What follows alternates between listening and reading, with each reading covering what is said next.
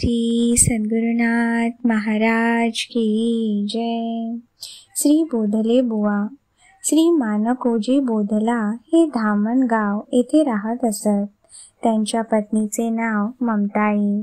4 पुत्र व घरची श्रीमंती तसेच अनुकूल अशी पत्नी असून सुद्धा त्यांचे देवाचे ठिकाणी पूर्ण लक्ष होते. दर एकादशीला पंढरपूरला जाऊन द्वादशीला संतर्पण करावे आणि त्रयोदशीस परत घरी यावे हा त्यांचा नेम असे. ते मोठे उदार होते. ते नेहमी आपल्या पत्नीला परमात्मा सर्वव्यापी आहे, दुःखी जीवांना संतुष्ट केले की परमात्मा संतुष्ट होऊन आपल्याला आशीर्वाद देतो. क्षुधार्थियांना अन्न देणे, तृष्णार्थियांना पाणी देणे, थंडीच्या दिवसात वस्त्रे अर्पण करणे, सुकलेल्या झाडांना पाणी घालणे, प्रवासातील रोग्यांना औषध देणे, बुडणाऱ्यास वर काढणे, दरिद्र्याचे लग्न करणे, जळणारे घर विझविणे, अनाथ प्रेतांचे संस्कार करणे ही सर्व महत्पुण्याची कामे आहे. पुण्यामुळे सात्विकता अंगी येऊन मन सत्वर निर्विषय होते. अशा प्रकारे बोध करीत असत. आधीच ती समजूतदार होती. त्यात या बोधाचा तिच्यावर परिणाम झाल्यामुळे अत्यंत बिकट परिस्थितीतही तिच्यापासून बोधले बुवांना कोणत्याही प्रकारे अडथळा झाला नाही. एकदा त्या गावात अत्यंत कठीण असा दुष्काळ पडला. द्रव्य देऊनही धान्य मिळेनासे झाले. अशा वेळी बोधले बुवांनी आपल्या शेताचे धान्य शिजवून भुकेल्यास बरेच दिवस जेवण पुरविले. घरचे धान्य संपल्यावर ते मोलमजुरी करून कुटुंब रक्षण करू लागले. अत्यंत जरुरी पुरताच प्रपंचाचा खर्च करून राहिलेल्या पैशाची जमेल तेवढी सामुग्री घेऊन आपला द्वादशीचा नेम ते चालवीत असत. मुलांच्या आग्रहास्तव बोधले बुवा शेत राखण्याचे काम करू लागले असता एके दिवशी वारकऱ्यांनी रस्त्यावरून जाता जाता त्यांच्याकडे जोंधळ्याची कणसे मागितली. तेव्हा तुम्हाला हवी तितकी काढून घ्या असे त्यांनी त्यांना सांगितले. त्यावर त्या सर्वांनी मिळून सारे शेत रिकामे करून सोडले. ही संधी साधून टवाळखोरांनी बोधल्यांच्या मुलांचे कान भरले. तेणेकरून मुलांनी बापाला घरी येण्याची बंदी केली. त्यावर बोधले बुवा शेतातच राहू लागले. पुढे एकादशी जवळ आली तेव्हा हातात एक पैसा देखील नाही म्हणून त्यांनी रानात जाऊन लाकडे आणली व ती बाजारात विकून 3 पैसे मिळवले आणि पंढरीला गेल्यावर त्यातील 1 पैसा चंद्रभागेत स्नान केल्यावर ब्राह्मणाला अर्पण केला. दुसऱ्या पैशाने माळ बुक्का घेऊन देवाची पूजा केली आणि 3ऱ्या पैशाची कणिक विकत घेऊन द्वादशी निमित्त ती ब्राह्मणाला देण्याकरिता ते चंद्रभागेतीरी ब्राह्मणाची वाट पाहत बसले. आतापर्यंत बोधले बुवांकडून जेवण मिळते म्हणून ब्राह्मण व इतर लोक द्वादशीला त्यांची वाट पाहत असत. परंतु या द्वादशीला मात्र फक्त 1 पसाभर कणिक तेवढीच ते दान देणार हे ऐकून त्यांच्याजवळ कोणीच फिरकले नाही. ती कणिक ब्राह्मणाला अर्पण केल्याशिवाय उठायचे नाही असा बोधले बुवांनी निश्चय केल्यामुळे ते दान घेण्यासाठी पांडुरंग ब्राह्मण होऊन तेथे आला आणि बोधल्यांना उद्देशून म्हणाला, अहो बुवा, मी अत्यंत गरीब असून 3 दिवसाचा उपाशी आहे. जे काही तुमच्याजवळ असेल ते मला द्या. हे ऐकून बोधले बुवांना अत्यंत आनंद झाला. त्यांनी लगेच ती कणिक त्यास अर्पण केली. तेव्हा ब्राह्मण तेथून परतला आणि थोड्या वेळाने रुक्मिणीसह पुन्हा तेथे आला. त्यावर त्याने माळ शेणी गोळा करून आणल्या आणि रुक्मिणीने पाणगे करून अभयंतांना वाढून आपणही सेवन केले. ब्राह्मण जाण्यास निघाला असता आपले नाव काय असे बोधल्यांनी विचारले. तेव्हा कृष्णभट असे त्याने सांगितले. बोधल्यांचा निरोप घेऊन ते अभयता निघाले.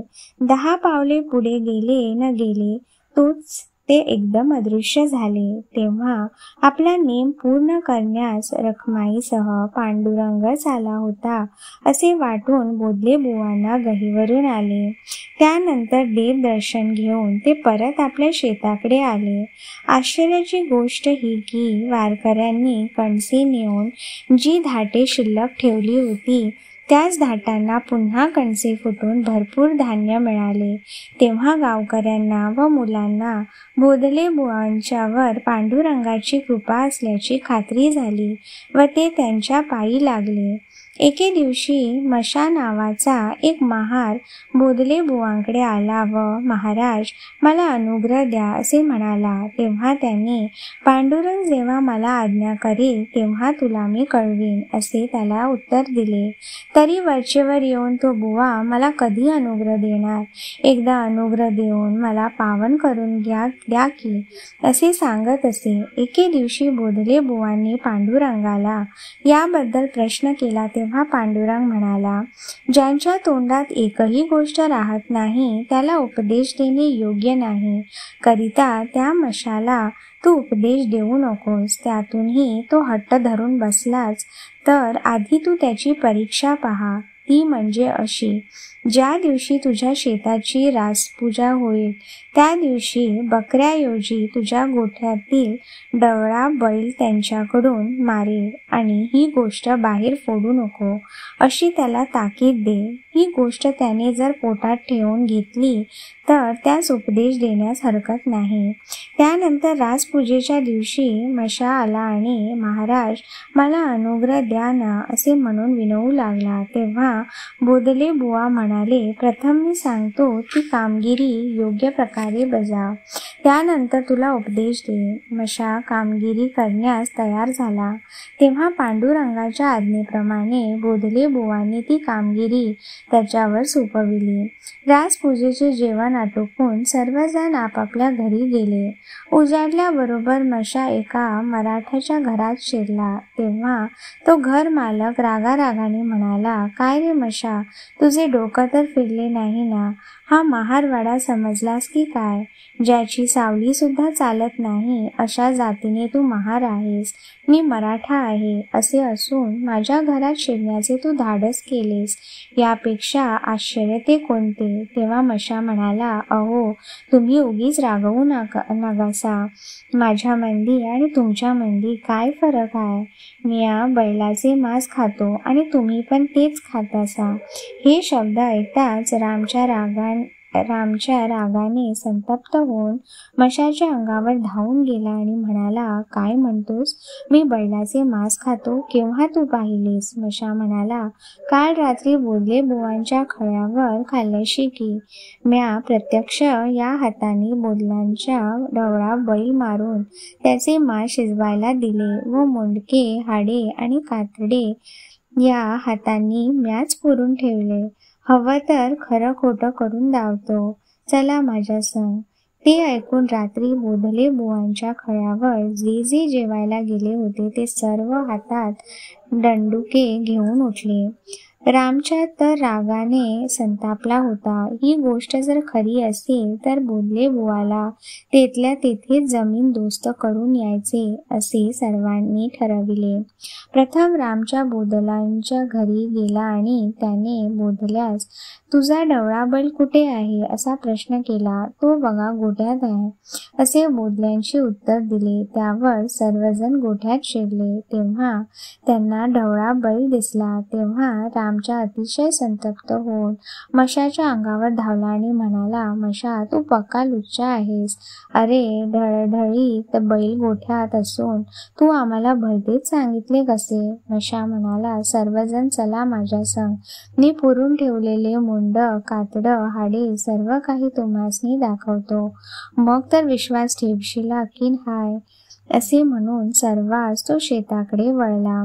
जेव्हा त्याने ती जागा उरकली तेव्हा त्या ठिकाणी सर्वांना बकऱ्याचे मुंडके, हाडे व कातडे दिसले. ते पाहताच मशा महाराने मागच्या मागे पळ काढला.